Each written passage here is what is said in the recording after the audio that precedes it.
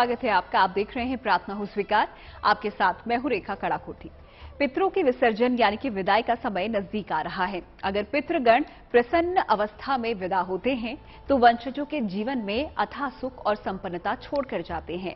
पितरों को तृप्ति के लिए, उनका आशीर्वाद प्राप्त करने के लिए उचित उपाय भी जरूरी है। हम आपको पितृ विसर्जन अमावस्या की महिमा आज समझाने जा रहे हैं, तो गौर से देखिए।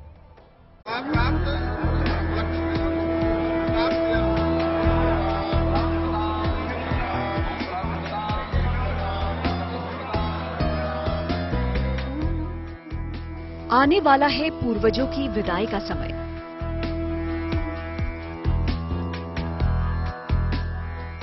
पितृ ऋणों से मुक्ति का समय।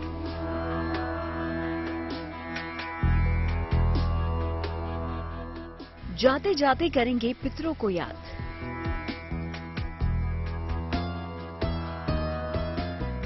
मिलेगा सुख संपन्नता का आशीर्वाद।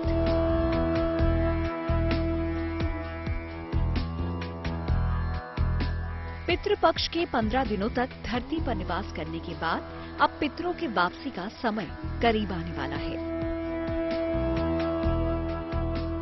25 सितंबर को इस बार पितृ विसर्जन अमावस्या है। कहते हैं कि अगर पूरे पितृपक्ष भर आपने अपने पितरों का तर्पण या फिर श्राद्ध ना किया हो तो पितृ विसर्जन के दिन कुछ उपायों से आप अपने पूर्वजों को संपूर्ण तृप्ति दिला सकते हैं। पितृ विसर्जन अमावस्या का अर्थ ये है कि जो 16 दिन से महालय पक्ष में हमारे घर हमारे पितृ पधारे हुए थे, आज उनके विदाई का समय है। आज के दिन वो हमारे से हमारी आस्था प्रसन्न होकर हमें आशीर्वाद देकर अपने लोक को चले जाते हैं। अमावस्या के दिन जब हम समस्त पितरों के प्रसन्नार्थ हम करते हैं इस कार्य को, तो उन ज्ञात अज्ञात भूले चूके सारे पितरों का पितृ विसर्जन अमावस्या में श्राद्ध तर्पण करने से पूर्णता होती है। वो आपको आशीर्वाद देते हैं और आशीर्वाद देने से आपके परिवार में आनंद बढ़ता है। अश्विन मास के कृष्ण पक्ष का संबंध पितरों से होता है। इस मास की अमावस्या को पितृ विसर्जन अमावस्या कहा जाता है। इस दिन धरती पर आए हुए पितरों को याद करके उनकी विदाई की जाती है। अगर पूरे पितृपक्ष में आपने पितरों को याद ना किया हो तो केवल अमावस्या के दिन उन्हें याद करके दान करें। निर्धनों को भोजन कराने से पितरों को शांति मिलती है और इस दिन दान करने का फल अमोघ होता है। राहु से संबंधित तमाम बाधाओं से मुक्ति पाई जा सकती है। तर्पण और श्राद्ध से तृप्त होकर पूर्वज अपार सुख और संपन्नता का आशीर्वाद देते हैं। लेकिन किसी कारणवश अगर आपने पितृपक्ष में अपने पितरों की तृप्ति के उपाय ना किए हों तो उन्हें उत्तम विदाई देकर भी आप उनकी शांति और मुक्ति के उपाय कर सकते हैं। विशेष बात यह है कि किसी भी कारण से देश काल परिस्थिति बस आप यात्रा में थे, आप शहर से बाहर थे, आप देश से बाहर थे, या किसी बीमारी से ग्रस्त थे, या कोई भी कारण बन गया कि आप श्राद्ध नहीं कर पाए। जिन लोगों का श्राद्ध लुप्त हो गया, लुप्त पिंड हो गया, तिथि का ज्ञान नहीं रहा, तिथि ऊपर नीचे हो गई और हमसे श्राद्ध में त्रुटि हो गई, पितृविसर्जनी अमावस्या में उन सब पितरों का तर्पण और श्राद्ध करने से जो त्रुटि है, एक तो उसकी पूर्णता हो जाती है। विधि पूर्वक किए गए श्राद्ध और तर्पण से पितरों को संतुष्टि मिलती है और प्रसन्न पितृगण अपने परिजनों को सुख समृद्धि, उन्नति, आरोग्य और उत्तम संतान का आशीर्वाद देते हैं। तो कैसे करें पितरों की विदाई? जब पितरों की देहावसान तिथि अज्ञात हो तब पितरों की शांति के लिए पितृ विसर्जन अमावस्या को श्राद्ध करने का नियम है। इस दिन किसी सात्विक और विद्वान ब्राह्मण को घर पर निमंत्रित करें और उनसे भोजन करने तथा आशीर्वाद देने की प्रार्थना करें। स्नान करके शुद्ध मन से भोजन बनाएं। भोजन सात्विक हो और इसमें खीर पूड़ी का होना आवश्यक है। भोजन कराने तथा श्राद्ध करने का समय मध्याह्न होना चाहिए। ब्राह्मण को भोजन कराने के पूर्व पंच बलि दें, हवन करें। श्रद्धा पूर्वक ब्राह्मण को भोजन कराएं, उनका तिलक करके दक्षिणा देकर विदा करें।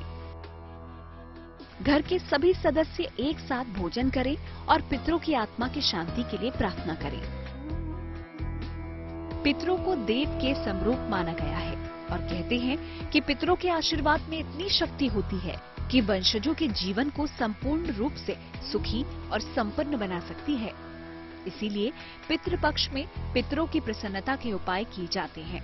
अगर आप पितृपक्ष में ऐसा नहीं भी कर पाए तो भी कुछ विशेष प्रयोग हैं जो कि पितृ विसर्जन अमावस्या पर आपको अद्भुत परिणाम दे सकते हैं।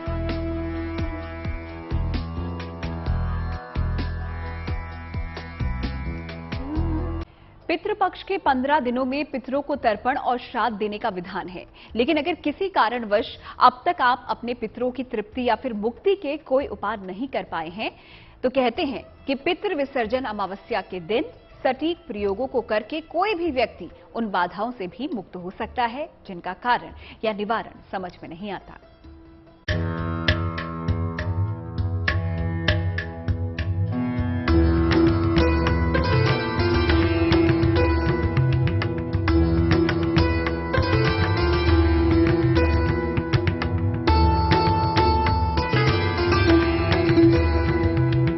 पितरों को देव की समरूप माना गया है।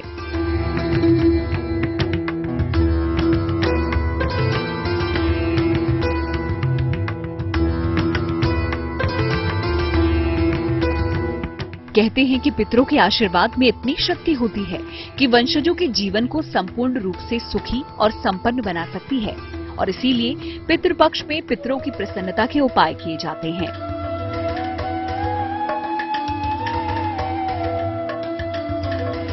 देखिए, पितरों को हम 16 की संख्या में गिनते हैं। 5 दिव्य पितर और 11 हमारे पितर।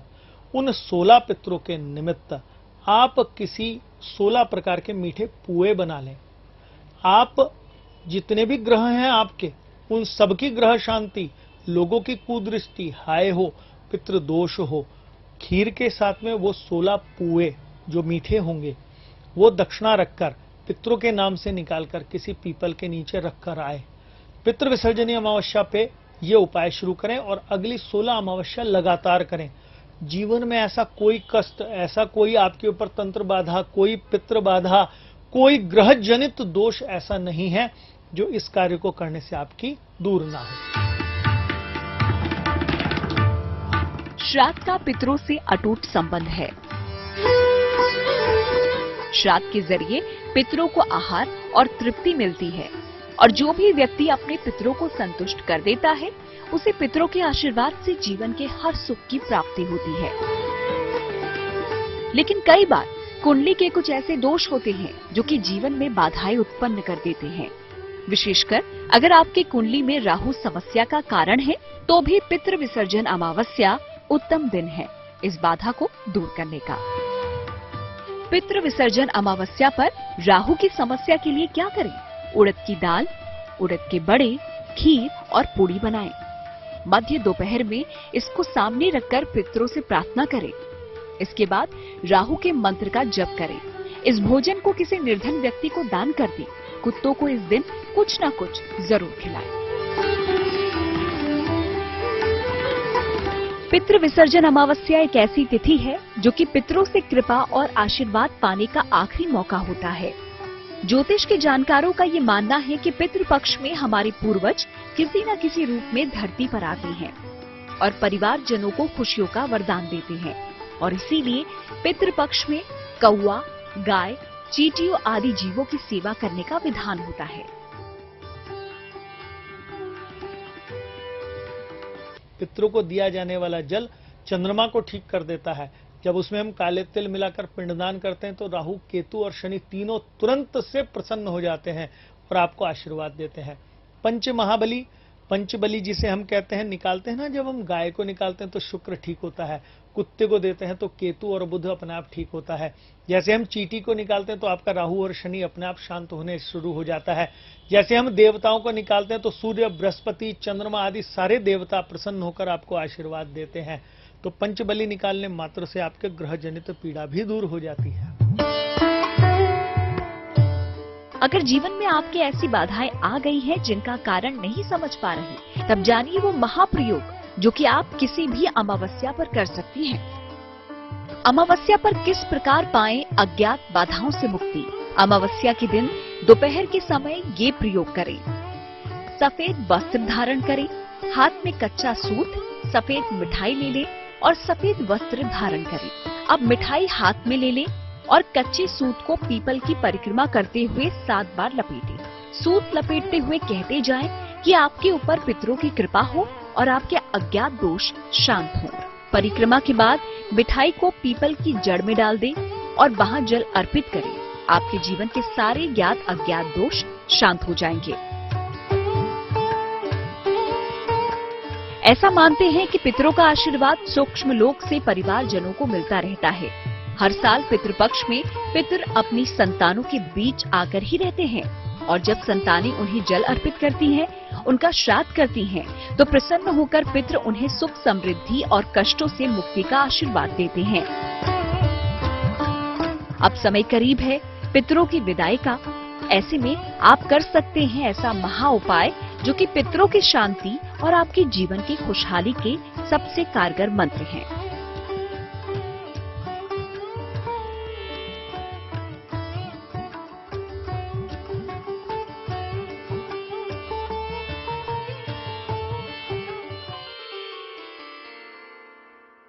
पितृपक्ष की समाप्ति की अंतिम घड़ी अब बेहद करीब है और गीता का पाठ पितृपक्ष में महाफलदायी माना गया है। इससे अलग अलग अध्याय पितरों को मुक्त करके आपको भी पितृ ऋण से मुक्ति का रास्ता बताते हैं। पितृपक्ष में गीता के अलग अलग अध्याय के पाठ की सावधानियां भी बेहद जरूरी होती हैं, जो कि आपके लिए जानना भी बहुत जरूरी है। तो आइए देखते हैं कौन सी है वो सावधानियां।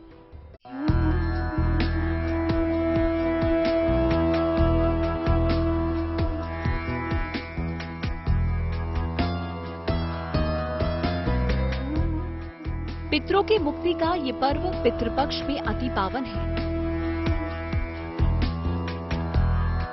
आपको पितृ ऋण से मुक्त करने का समय है।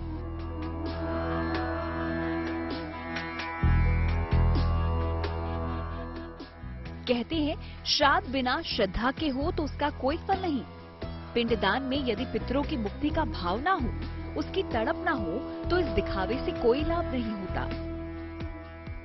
तर्पण और पिंडदान के अलावा भी पितरों की शांति और मुक्ति के कई माध्यम शास्त्रों में वर्णित हैं। शास्त्रों में पितरों के कल्याण का सबसे सरल उपाय बताया गया है।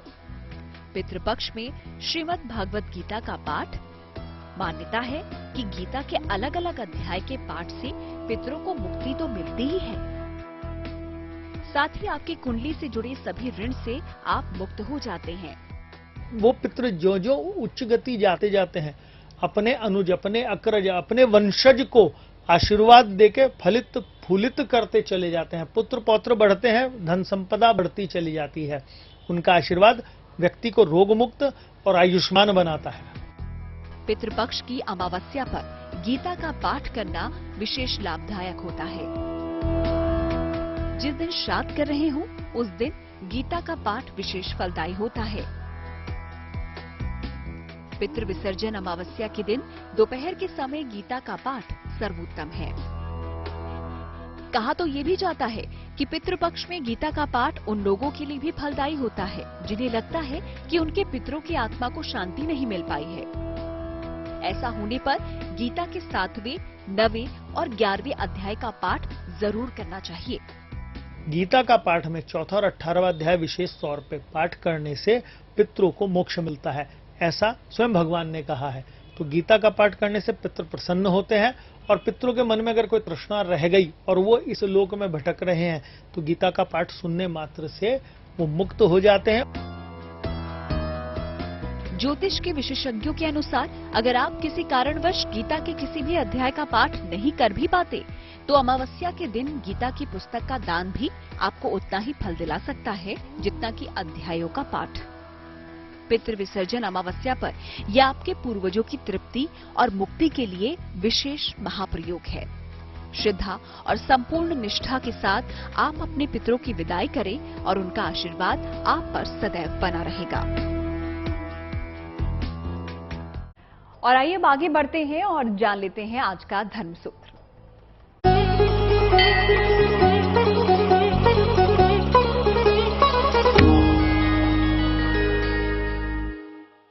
पितरों को हमेशा मुंह मीठा करके विदा करा जाता है। पितृ क्योंकि हमारे यहाँ 16 पिंडदान करते हैं, 16 ही संस्कार होते हैं, 16 का विशेष महत्व है। इसमें भी पितरों के निमित्त 16 मिठाई निकालने का विधान बताया गया है। 5 दिव्य पितृ और 11 पितृ, ऐसे करके 16 पितृ गिने जाते हैं। 16 प्रकार की मिठाई, 16 दीपक, क्योंकि पितरों का मार्ग अंधकारमय है। चंद्रमा का वो पृष्ठभाग जो हमारे को नहीं दिखता, वो इस आश्विन मास में सबसे अधिक नजदीक होता है, वहीं पितरों का वास है। तो पितरों का मार्ग अंधकारमय है, तो शुद्ध घी के आटे के दीपक बना के और पितरों के नाम से उतनी ही दक्षिणा रखें, यानी कि 16 सिक्के रखें और किसी पवित्र नदी जैसे गंगा आदि तट हैं वहां पर उनका विसर्जन करें। पितरों से प्रार्थना करें कि हे पितरों, आपने इस महालय पक्ष में हमारे घर में पधार के हमें अनुग्रहित किया, हमारी कृपा, हमारी जो भी आपकी कृपा हमारे ऊपर है वो और वृद्धि हो, इस प्रकार की कामना करके हाथ जोड़कर उनको जल पूरित करके उस पात्र के ऊपर जिसमें आपने मिठाई रखी है, कोई डब्बा हो सकता है, कोई पात्र हो सकता है, वो तट के ऊपर विसर्जन कर दें उसका। पितरों को वो सब स्वीकार होकर पितृ विसर्जन हो जाते हैं। प्रार्थना और स्वीकार में आज का हमारा सफर यहीं पर समाप्त होता है। फिर होगी आपसे मुलाकात, लेकिन अच्छी खबरों के लिए आप देखते रहिए GNT, यानी कि गुड न्यूज टुडे।